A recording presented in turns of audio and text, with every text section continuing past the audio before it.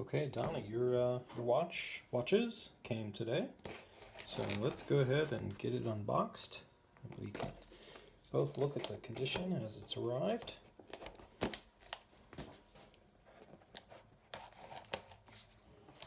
very excited to see what we've got here.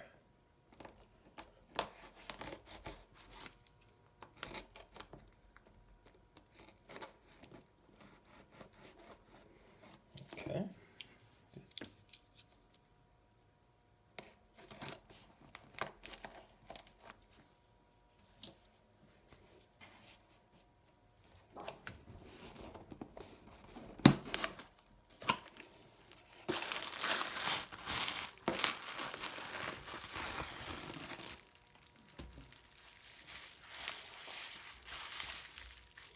All right, there's your crystal.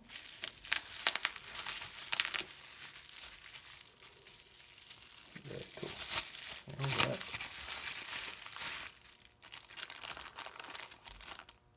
All right. The Pogue. The Pogue has arrived. And lovely 6119, I think, TV. Very cool. Very cool. Okay. So, let's get to looking. Let's start off with your Pogue. Come down a little bit closer here. Everything made it just fine. I think we're in good shape as far as shipping was concerned.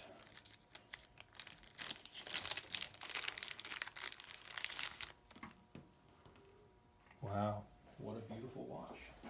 Okay, let's get a good look at what we're starting with here. Okay, so this is I believe, just look at the back here, December 1971, 6139, 6005. This is the True Pogue. That's really great. What a gorgeous, pristine watch. Wow. Look at those case lines. That's beautiful. Great, great to see them like this. Okay, so let's just go over some of the details quickly. See what I can see from the beginning here under a little bit of magnification. Looks like you've got what appears to be a genuine crystal. Not sure if it was ever replaced, but it looks like the one potentially that was in the watch. It's got some scratches on the surface, and we can discuss replacing this. Of course, you would get any parts that are replaced or are swapped for new parts. You'd get all those back, of course. So there's no fear about losing some of the original. If this is an original crystal, you of course have it in your possession. Okay, so first glance, everything looks very good in terms of originality. You have a lovely set of hands here, and they look very much original. That's great. Tachymeter shows, wear, but commensurate with a watch that's of this age. Looks like it's been worn some of its life. So let's go ahead and take the case back off and take a look underneath to see if it's been serviced at any point. Okay.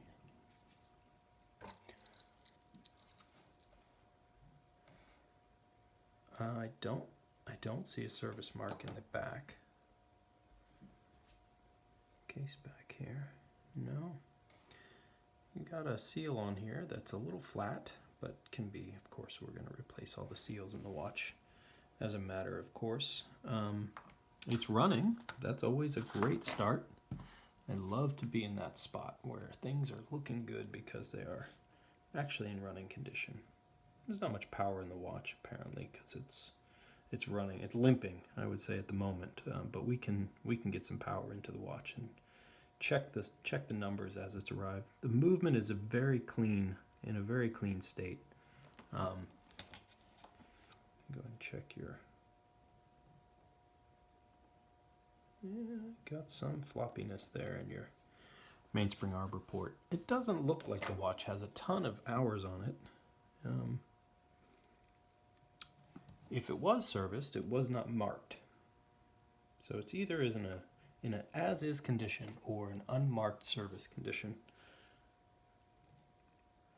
One thing we can certainly check is the status of some of these seals here, just to see. And that looks, it has some compliance. It's not rigid, hard plastic like they tend to get if they've never been swapped. But certainly, you know, that's inconsequential to the fact that we're going to go ahead and service the watch. So let's get that sealed back up. Case back looks good. You've got some tool marks on the back, but you know, nothing serious, of course. We'll go ahead and clean everything very well, but no polish. Of course, no polish on the watch whatsoever.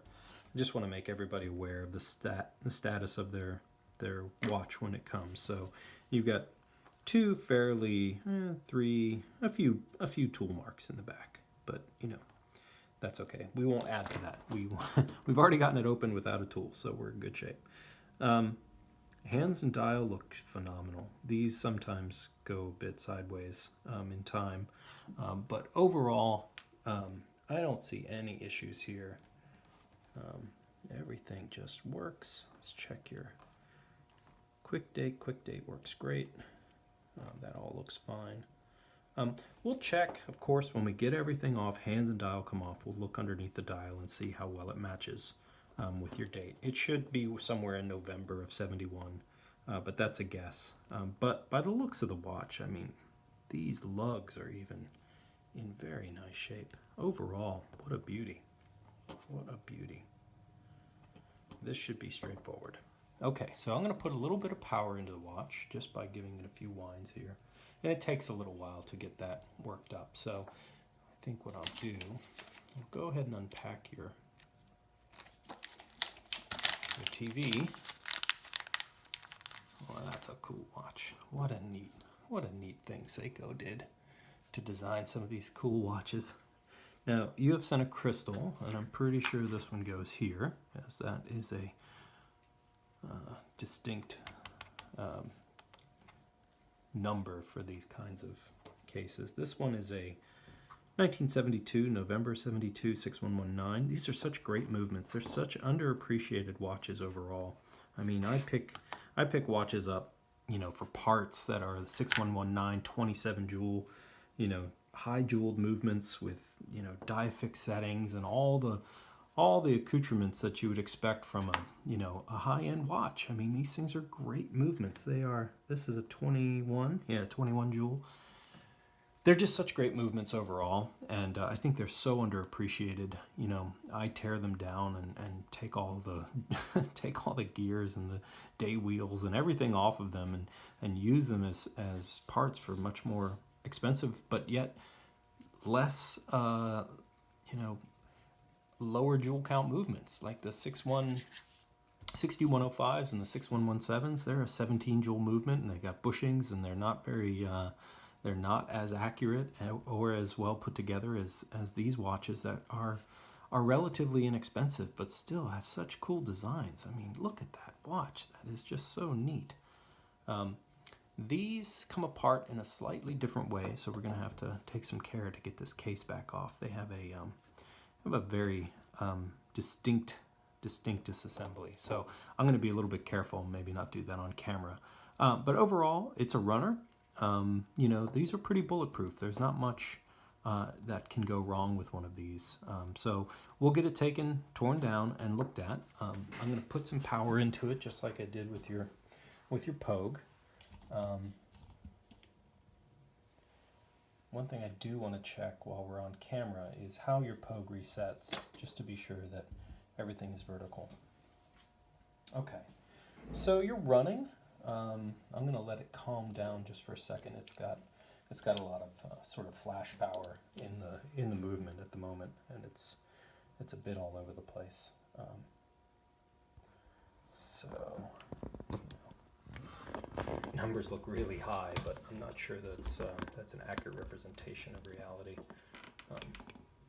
because the numbers look a little wavy and they're a bit off. So it definitely needs a service. I mean, those are good numbers, but I think we're going to have to dig in and see what some of that hairspring movement is. You see these kind of wiggles here. That gives me a little pause.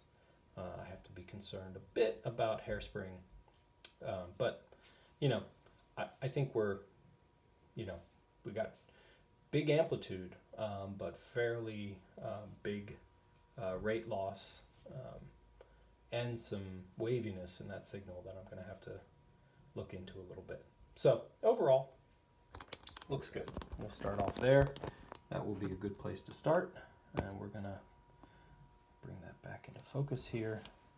I'm going to reset your chronograph when it reaches somewhere between 11 and 1. I never reset a chronograph on a 6138 or a 6139 down here at the bottom or anywhere below in the lower, you know, sort of 10 hours of the day. Mostly because there's so much torque involved in having the hammer hit those hearts on, especially on this wheel, which is so susceptible. And if this wheel goes, it's the cost of an entire movement. So that's a $200 investment you don't want to have to make. So let's get it really close to midnight or noon. Hit the stop. Oh, perfect reset. Oh, that's great. Okay, so that's fantastic. That looks really good. For your TV, let's see what we got here. Let's give it a little bit of power. Get it here on the time grapher. Yeah, you know, it's got a big spike in power right now, so it's just sort of getting going. But overall, you know, you're looking pretty good. These are going to be really what look like straightforward. You've got a lot of beat error. You've got some waviness in your signal. But the amplitude is good. These are good numbers to start with. I think, you know, these watches are in a good spot. So I'm excited. I think that, you know, this is going to be straightforward. Hopefully a straightforward process. I'm a little nervous about the waviness of these signals. So that usually indicates either something in the hairspring or something is slightly amiss here. So we're gonna delve a little deeper and try and get a sense of what that tells us. There we go. Those numbers seem a little bit more reasonable. Right. Sometimes you can get fooled by what the time grapher thinks is the right signal.